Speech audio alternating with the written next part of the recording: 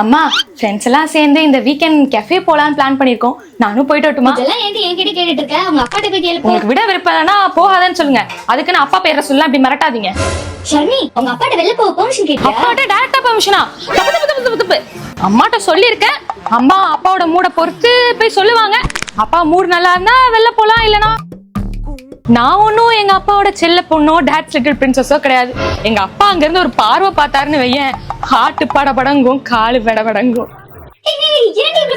எங்க அப்பாக்கு தெரிஞ்சவங்க இந்த ஏரியால தாண்டி இருக்காங்க. நான் வீட்டுல அப்பாட்ட சொல்லாம வந்திருக்கேன்டி. அவங்க மட்டும் போன் பண்ணி உங்க பொண்ணு இந்த ஏரியால பார்த்தனே அப்படின்னாங்கன்னா அதோட எங்க அப்பாட்ட நம்ம இருக்கையால சீக்கிரம் போலாம். உங்க அப்பா ரொம்ப ஸ்ட்ரிக்ட்டா? அவ்வளோ ஸ்ட்ரிக்ட் எல்லாம் இல்ல. என்ன ஃப்ரெண்ட்ஸ் கூட வெளில போக கூடாது, பாய்ஸ் கூட பேசக்கூடாது, ரொம்ப நேரம் அவங்க முன்னாடி போன் யூஸ் பண்ணக்கூடாது. ஆக மொத்தம் சொல்லணும்னா அவங்களுக்கு பிடிச்ச மாதிரி இருக்கணும். அப்படி இல்லைன்னா கொஞ்சம் கோவம் வரும், அவ்வளவுதான்.